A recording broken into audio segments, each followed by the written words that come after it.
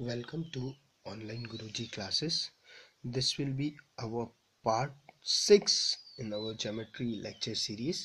अभी तक ज्योमेट्री में हम पार्ट 1 से लेकर पार्ट 5 तक डिस्कस कर चुके हैं. ठीक है, पार्ट 6 मैं कल अपलोड नहीं कर पाया कैमरे की क्लैरिटी इशू के कारण. ठीक है, पार्ट 5 पे हम लोगों ने देखा था, पार्ट 5 में हम लोगों ने स्टार्ट करा था पॉइंट इनसाइड ट्रायंगल. ठीक है, पॉइंट इनसाइड ट्रायंगल में हम लोग अभी तक सेंट्रॉइड को डिस्कस कर चुके हैं. क्लियर. इस लेक्चर में हम डिस्कस करेंगे कि इन सेंटर क्या होता है, इन सेंटर्स की क्या क्या प्रॉपर्टी रहती है जो आपको पता होना चाहिए. क्लियर. ओके, चलो देखते हैं इन सेंटर्स होता क्या है.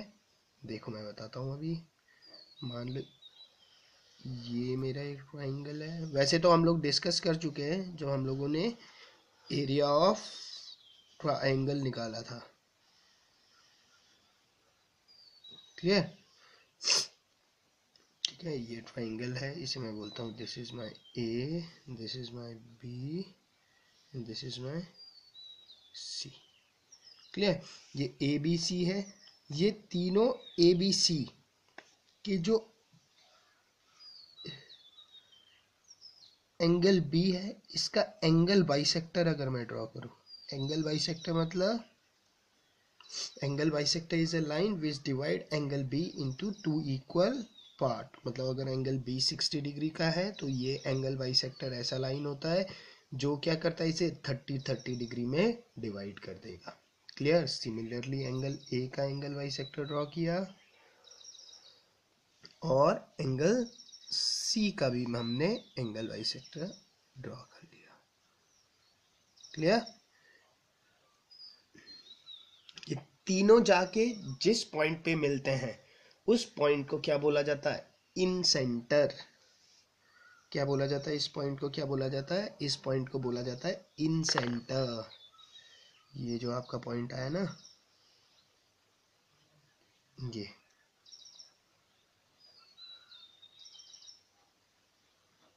इन सेंटर.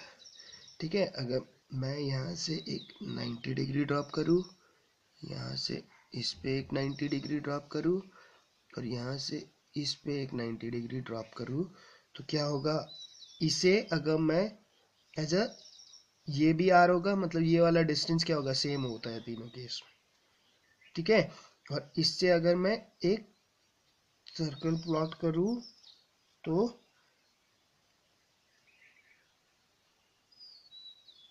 ऐसा ऐसा आएगा सर्कल मेरा. क्लियर. तो ये क्या होता है, इन सेंटर. इन सेंटर में मैंने आप लोगों को बताया था एरिया क्या होगा, डेल्टा इज इक्वल टू क्या होता है, आर इंटू एस. इस आर को क्या बोलते हैं, इस आर को बोला जाता है इन रेडियस. आर क्या होता है आपका, इन रेडियस. एस क्या होता है आपका, semi perimeter. This is A, B के अपोजिट वाला बी, सी के अपोजिट वाला सी. तो आपका एस क्या होता है, एस होता है आपके पास ए प्लस बी प्लस सी अपॉन 2. क्लियर. और डेल्टा तो एरिया ऑफ ट्राइंगल है. जैसे जैसे ये ट्राइंगल वेरी करता रहेगा आप डेल्टा की भी वेरी करते रहोगे. अगर स्केलन ट्राइंगल लिया होगा तो आप यहाँ पे लिखोगे under root S, S minus A, S minus B, S minus C. Equilateral triangle होगा तो आप लिखोगे under root 3/4 A square. Right angle triangle होगा तो लिखोगे half base into height. Clear. अपने हिसाब से वो तो क्वेश्चंस के डिमांड के हिसाब से आप लोगों का क्या होगा, डेल्टा चेंज करता रहेगा. क्लियर. क्लियर. अब देखते हैं एंगल बाइसेक्टर की कुछ इंपॉर्टेंट प्रॉपर्टीज. क्लियर. ये तो हो गया एंगल बाइसेक्टर क्या होता है. जैसे हमने मीडियन में डिस्कस करा था ना, मीडियन पढ़ने के बाद कि मीडियन होता क्या है, हम लोगों ने उसकी प्रॉपर्टी डिस्कस की थी. वैसे अब हम यहाँ पर क्या करते हैं, इन सेंटर्स पे क्या यूज हुआ है हमारा, एंगल बाइसेक्टर. ये क्या है हमारा, एंगल बाइसेक्टर है ना ये. ये एंगल बाइसेक्टर है। तो एंगल बाइसेक्टर के कारण बहुत सारी प्रॉपर्टीज आ जाती है, इस पे उसे डिस्कस करेंगे।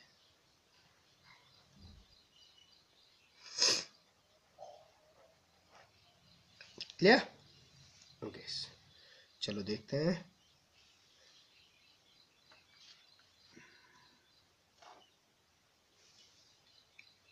ओके, आप लोग लिख लो फर्स्ट प्रॉपर्टी।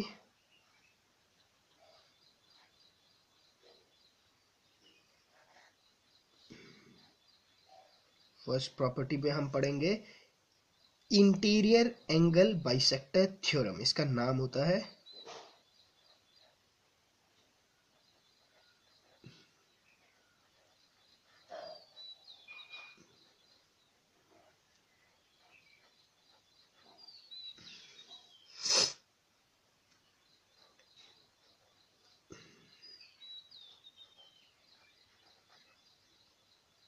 क्लियर? क्या पढ़ने वाले? Interior angle bisector theorem.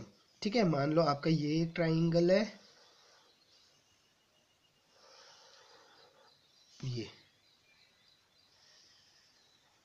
ये आपका ट्राइंगल है। This is A, this is B, this is C. Clear? ये आपका एक ट्राइंगल है। मैंने क्या करा, मैंने एंगल ए से एक एंगल बाइसेक्टर ड्रॉ करा। क्लियर? एंगल बाइसेक्टर है तो ये इसे डिवाइड करेगा, ये इसे डिवाइड करेगा। क्लियर? मैंने बोल दिया ये बी सी में किस पॉइंट पे आके टच हो रहा है, डी पॉइंट पे टच हो रहा है। क्लियर? बी सी में आके किस पॉइंट पे टच हो रहा है, डी पॉइंट पे टच हो रहा है। तो इंटीरियर एंगल बाइसेक्टर थ्योरम क्या बोलता है, देखो पहले तो मैं आपको समझा दूं, ठीक है, उसके बाद स्टेटमेंट भी लिखा देता हूं। ठीक है, इंटीरियर एंगल बाइसेक्टर थ्योरम ऐसा बोलता है कि अगर किसी भी वर्टेक्स से अगर एक एंगल बाइसेक्टर ड्रॉ हुआ तो जिस साइड में जाके वो उस साइड को डिवाइड करेगा, जैसे इसने BC को डिवाइड करा है ना, यहाँ पर ए से ये एंगल बाइसेक्टर बनना शुरू हुआ BC साइड में, मतलब अपने अपोजिट वाले साइड को इसने क्या करा, BD इज टू DC के रेशियो में डिवाइड करा। किस रेशियो में करा, BD इज टू CD मान लेता हूँ, इसी रेशियो में तो डिवाइड करा, BD इज टू CD, इस रेशियो में डिवाइड कराना।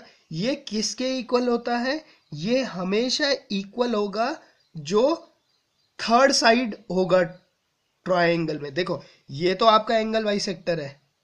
क्लियर? ये आप लोग लिख चुके हो BD, बचा कौन सा साइड इस ट्रायंगल के लिए, AB बचा ना, तो BD ओवर CD, तो BD किसके बराबर होगा, AB के बराबर होगा, अपॉन ये क्या होता है, देखो CD आप लोग लिख चुके, ये AD आपका एंगल बाइसेक्टर है। ठीक है, CD आप लोग लिख चुके हो, तो थर्ड साइड कौन सा बचा, थर्ड साइड बचा AC। क्लियर? स्टेटमेंट में इसी को लिखा जाता है in the ratio of sides containing the angle. अब कंटेनिंग द एंगल बोलने का क्या मतलब हुआ, देखो ये तो हमारा एंगल बाइसेक्टर है और ये वाला एंगल जिसे हमने बाइसेक्ट करा जिस पे उसे कौन सा साइड कंटेन कर रहा है, ए भी कंटेन कर रहा है ना, तो इसलिए लिखा जाता है कंटेनिंग दी एंगल। या तो आपको जैसे मैंने बताया आप लोग वैसे भी याद रख लो, बट स्टेटमेंट लिख लो। ठीक है, आप लोगों को होपफुली समझ में आ ही गया होगा। लिख लो statement, the angle bisector, the angle bisector of an angle, ठीक है, of a triangle, of an angle of a triangle divides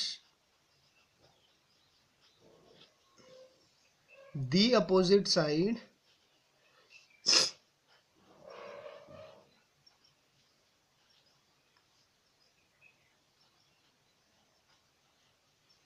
divide the opposite side in the ratio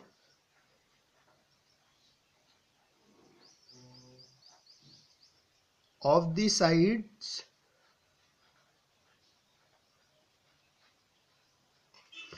containing the angle.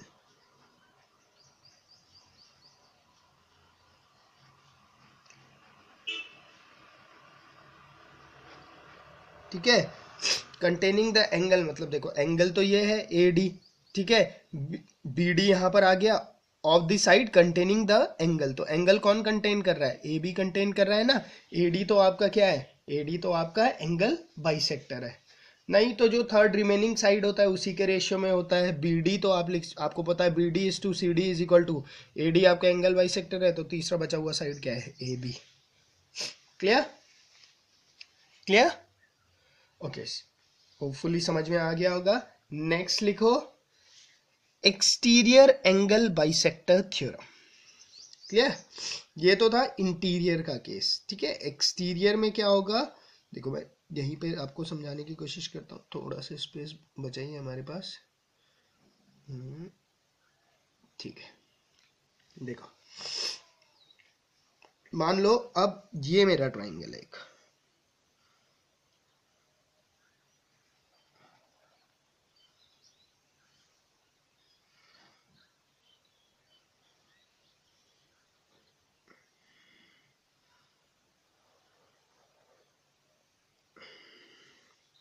clear, this is my A, this is my B, this is my C, this is my D, clear। अब C D का angle bisect करो, exterior angle bisector theorem, ठीक है, ये क्या है, exterior मतलब बाहर का एंगल बाइसेक्टर का थ्योरम, एक्सटीरियर एंगल बाइसेक्टर, और ये बहुत इंपॉर्टेंट है, याद रखना, डायरेक्ट पूछ लेता है एसएससी तो इस पे क्वेश्चन, खाली ये थ्योरम ही पूछ लेता है, ये थ्योरम क्या है बोल के। Clear, exterior angle bisector theorem. अब मैंने इस एंगल को बाइसेक्ट करा तो ये लाइन कुछ ऐसी जाएगी, ठीक है, सॉरी ये पूरा कॉपी ही कवर कर रही है, ठीक है, तो अगर मैं इसे एक्सटेंड करूं तो ये जाके यहां पर मिल रही है, इस पॉइंट को मैं बोलता हूं पॉइंट डी है। क्लियर, तो यहां पर क्या हो रहा है,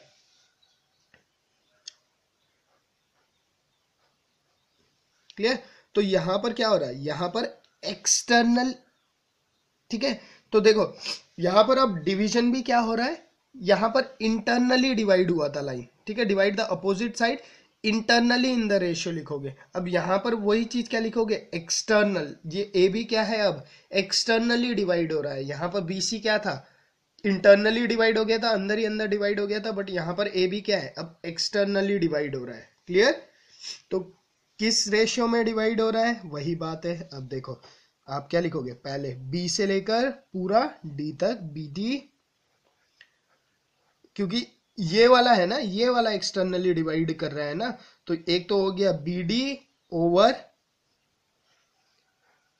ए डी, ठीक है। अब देखो जब आप बी डी लिख रहे हो तो आपको पता ये तो आपका एंगल बाइसेक्टर है, ये पूरा क्या है आपका, ये बी डी है, बचा क्या आपके पास बी सी,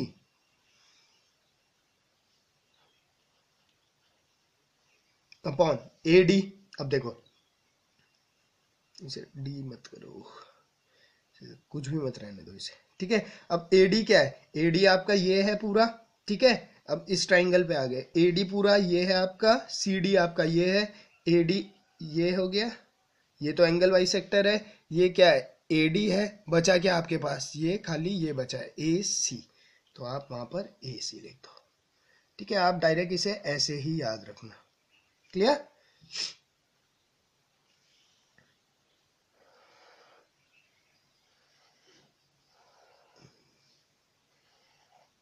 क्लियर। इस केस में क्या हुआ, इस केस में एंगल बाइसेक्टर ने अपने अपोजिट साइड क्या है बी ए को एक्सटर्नली डिवाइड करा in the ratio of side containing the angle. Clear, लिखने के लिए मैंने बता ही दिया आपको कैसे लिखना है, रूल वही होना है। क्लियर? ठीक है, क्लियर? होपफुली आप लोगों को समझ में आ गया होगा। ठीक है, समझ में ना आया हो तो आप कमेंट बॉक्स पे कमेंट कर सकते हैं कि सर ये वाला क्या टॉपिक या ये वाला यहाँ से यहाँ तक वीडियो की टाइमिंग समझ में नहीं आई। ठीक है, तो हम उसे दोबारा डिस्कस कर लेंगे अपने नेक्स्ट लेक्चर में। ठीक है, होपफुली बट समझ में आ गया होगा, ऐसा कुछ है ही नहीं इस पे कि ना समझ में आए। ठीक है, इसका जो प्रूफ है, इसका प्रूफ मैं आपको कराऊंगा जब हम सिमिलैरिटी पढ़ लेंगे। ठीक है, सिमिलर ट्राइंगल जब हम पढ़ लेंगे उसके बाद मैं आपको इसका प्रूफ भी करा दूंगा। ठीक है, बहुत ही सिंपल से प्रूफ है। ठीक है, बट एक बार सिमिलैरिटी पढ़ना जरूरी है, तभी वो प्रूफ आप लोग समझ पाओगे। ठीक है, ओके, ये तो पहली प्रॉपर्टी हो गई।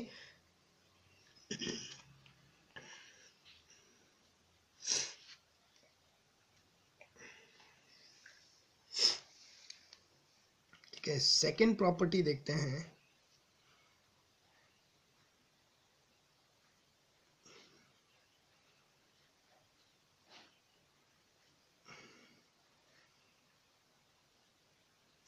क्लियर? ओके,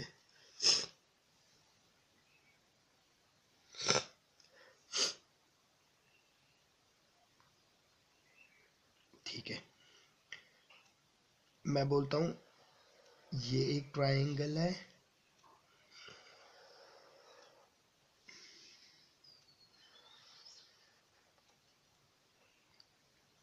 ठीक है, this is A, this is B, this is C. ये एक पॉइंट है,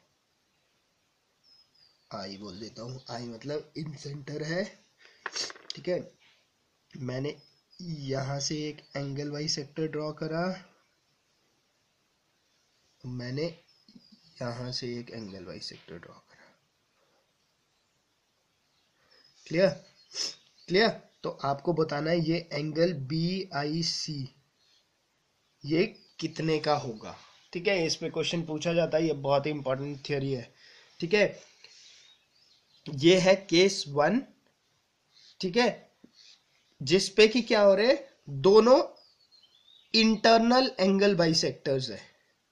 ठीक है, केस 1 क्या है, angle formed by intersection of two interior angle bisector. Clear? आप इसे लिख लो, angle form by intersection of two interior angle bisector. क्योंकि ये देखो दोनों इंटीरियर एंगल बाइसेक्टर है, इसने यहां पर एक बनाया इंटीरियर एंगल बाइसेक्टर, तो आपको ये एंगल पता करना होता है, एंगल बी आई सी। वैसे तो आपको डायरेक्ट याद होना चाहिए क्या, angle B I C is equal to 90 degree plus half of angle A होता है बोल के। कितना होता है, angle B I C is equal to 90 degree plus half of angle A होता है। क्लियर? आपको ये बात पता होनी चाहिए। क्लियर? हम इसका प्रूफ भी देख लेते हैं। ठीक है, अब देखो प्रूफ करना बहुत ही आसान है। अगर मैं बोलूं ये एंगल मेरा θ1 है, तो ये एंगल कितना होगा, ये भी एंगल θ1 होने वाला है। क्लियर? क्यों? क्योंकि बी आई तो क्या है, मेरा एंगल बाइसेक्टर है, तो इसने तो इसे दो इक्वल एंगल में डिवाइड किया होगा। क्लियर? वैसे ही मैं बोलूं ये मेरा θ2 है, तो ये भी मेरा θ2 ही होने वाला है। क्लियर? क्यों? क्योंकि इसने तो इन दोनों एंगल को सी आई ने इक्वल हिस्सों में डिवाइड करा होगा, क्योंकि सी आई तो क्या है, मेरा एंगल बाइसेक्टर है। क्लियर? अच्छा, अब in triangle A B C देखो, in triangle A B C आप लोग ये लिख सकते हो, angle A plus angle B plus angle C is equal to 180 degree. लिख सकते हो, बिल्कुल लिख सकते हो। ठीक है, अब एंगल ए क्या है, एंगल ए को एंगल ए ही रहने दो, प्लस एंगल बी क्या है, एंगल बी तो ये θ1 है, ये θ1 है, तो एंगल बी कितना हो जाएगा 2θ1 प्लस एंगल सी क्या हो जाएगा 2 theta 2 is equal to 180 degree. ठीक है कि अब हमें तो इस अंदर के लिए निकालना है, तो मेरा काम है, मुझे थीटा 1 और थीटा 2 चाहिए। ठीक है, तो मैं लिख दूंगा 2 theta 1 plus 2 of theta 2 is equal to 180 degree minus angle A लिख दूंगा। तो यहाँ से मैं क्या लिख सकता हूँ, theta 1 plus theta 2 is equal to 90 degree minus half of angle A. ठीक है, ये लिख सकता हूं मैं। अब आ जाओ in triangle B I C.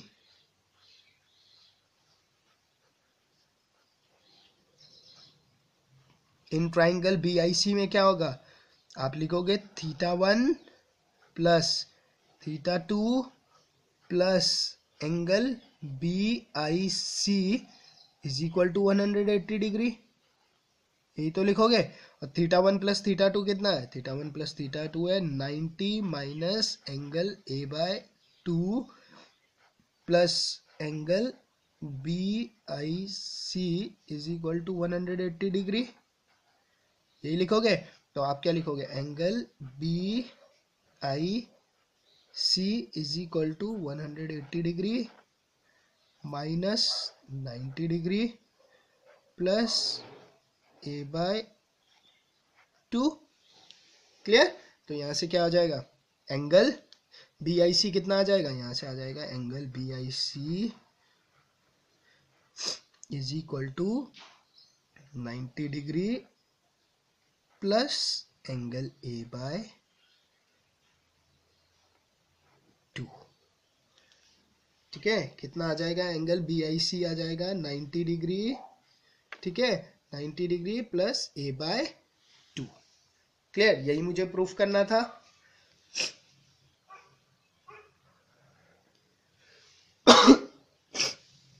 Angle B I C is equal to 90 degree plus angle A bye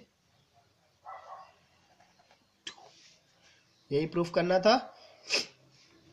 ठीक है, ये है कि जब दोनों इंटीरियर एंगल बाइसेक्टर मिलते हैं, दोनों इंटीरियर एंगल बाइसेक्टर मिलते हैं, तो जो ये एंगल होता है ये कितना होता है 90 डिग्री प्लस जो इसके ठीक अपोजिट साइड में जो एंगल है उसका हाफ। क्लियर। सिमिलरली अगर यहां से मैं प्लॉट किया करा होता मैंने, तो एंगल ए आई सी कितना होता है, एंगल ए आई सी होता है आपका 90 degree plus half of angle B. Clear. और इस केस में कितना होता, ए आई बी अगर वो पूछता आपसे तो आप बोलते ए आई बी कितना होता 90 degree plus half of angle C. In case of interior angle bisector, angle formed at the intersection is equal to 90 degree plus half the third angle। Clear, इसे ऐसे याद रखना है इसे। ठीक है, प्रूफ भी मैंने आपको दिखा दिया। ठीक है, बाकी दो केस के मैं प्रूफ नहीं कर रहा हूं, आप लोगों ने खुद उसे प्रूफ करना है। ठीक है, बहुत ही इजीली वो प्रूफ हो जाता है, इसलिए मैं आप लोगों पे छोड़ रहा हूं, आप लोगों ने वो खुद प्रूफ करना है। क्लियर। क्लियर, चलो नेक्स्ट केस दिखाता हूं मैं।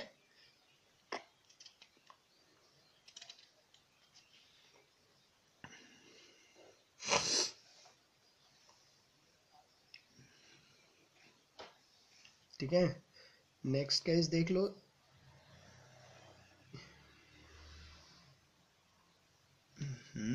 ये ना मोबाइल ने तो जानी खा दी।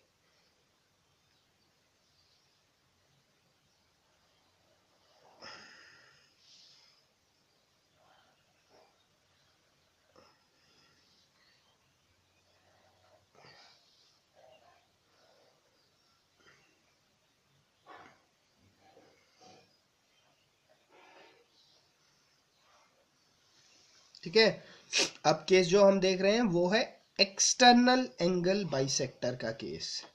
ठीक है, एक्सटर्नल एंगल बाइसेक्टर में क्या होगा। क्लियर। देखो ये बहुत इंपॉर्टेंट क्वेश्चन है सारे, ये मतलब थियोरी, ठीक है, जितना भी हम डिस्कस कर रहे हैं। क्लियर। देखो ये तो हो गया इंटीरियर एंगल, ठीक है, बी का, ये क्या होगा, एक्सटीरियर एंगल। क्लियर। वैसे सी का क्या होगा, ये इंटीरियर हो जाएगा और ये क्या हो जाएगा, एक्सटीरियर हो जाएगा। अब हम केस देख रहे हैं एक्सटीरियर एंगल बाइसेक्टर, तो ये मान लेते हैं ये और ये क्या है, इनके एक्सटीरियर एंगल को मैंने क्या करा, बाइसेक्ट कर दिया। तो जब मैं एक्सटीरियर एंगल को बाइसेक्ट करूंगा तो वो बाइसेक्टर भी कहीं जाके तो मिलेंगे ही। क्लियर। तो आपने बताना है कि भाई जब एक्सटीरियर एंगल को बाइसेक्ट करते हैं तो जो एंगल इंटरसेक्शन में बनता है, मतलब एंगल बी आई सी कितना होगा। अभी हमने देखा था इससे पहले जब इंटीरियर एंगल बाइसेक्टर मिले थे। अब हम देख रहे हैं जब एक्सटीरियर एंगल बाइसेक्टर मिलते हैं तो इस केस में एंगल बी आई सी कितना होगा। इस केस में एंगल बी आई सी होता है आपका 90 डिग्री माइनस, इस केस में क्या होता है माइनस, ठीक है। देखो बी और सी का एक्सटीरियर एंगल बाइसेक्टर देखा हम लोगों ने, तो बचा क्या, एंगल ए, तो एंगल ए का हाफ। क्लियर। अगर मैं सी और ए का एंगल बाइसेक्टर देखता तो मेरे पास आता है एंगल सी आई ए, वो क्या होता है 90 degree minus of angle half of B by 2। वैसे ही अगर ए और बी का एक्सटीरियर एंगल बाइसेक्टर देता तो मेरे पास आता है एंगल ए आई बी, वो कितने के बराबर होता है 90 डिग्री माइनस का सी बाय 2। क्लियर। क्लियर। इसका प्रूफ करना है आप लोगों ने, खुद इसका प्रूफ करना है। क्लियर। इसमें से किसी एक केस को आप लोगों ने प्रूफ करके देखना है कि ऐसा आता है कि नहीं आता है। Clear. This is the case of exterior angle bisector. Clear. एक थर्ड केस देखते हैं, ठीक है। थर्ड केस भी आप लोगों ने खुद ही प्रूफ करना है, मैं बस आपको केस बता रहा हूं कौन सा है। थर्ड केस देखो, थर्ड केस इज, ये मेरा ट्राइंगल है,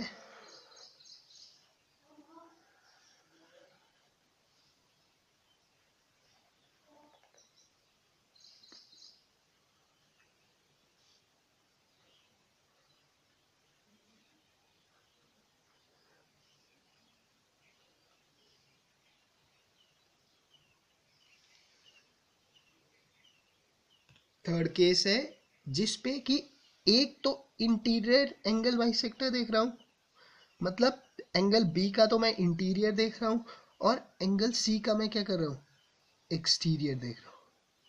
क्लियर।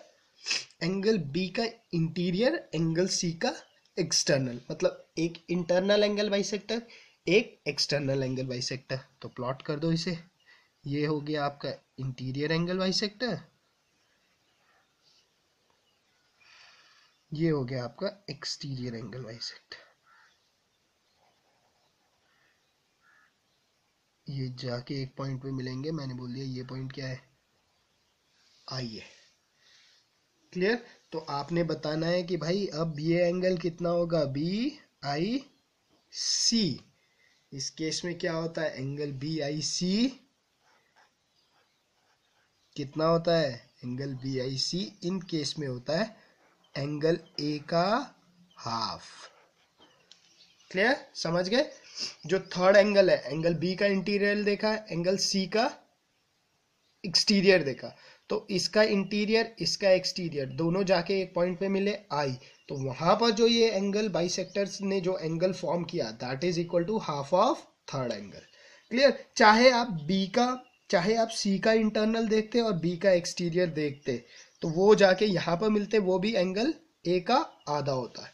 सिमिलरली अगर आप एंगल ए और एंगल सी का देख रहे होते, ठीक है, तो आपके पास आता है एंगल सी आई ए, तो ये होता है हाफ ऑफ एंगल, जो बचा हुआ एंगल है उसका आधा होता है। क्लियर। सिमिलरली अगर इसका देखते ए आई बी का, तो ये कितना होता है, half of angle, half of third angle. Clear. Hopefully आप लोगों को समझ में आ गया होगा जो हमने डिस्कस करा।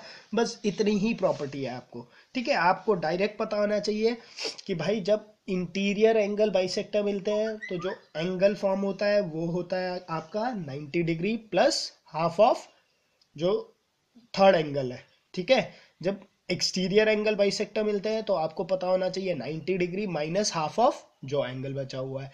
जब एक एक्सटीरियर और एक इंटीरियर मिलते हैं तो जो एंगल फॉर्म होता है that is equal to half of third angle. Clear.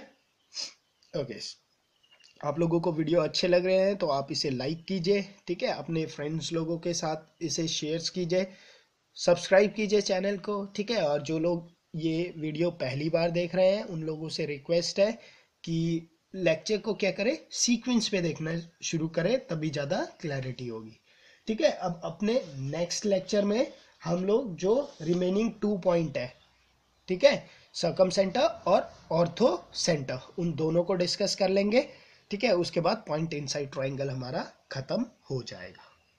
Clear. Okay, thank you.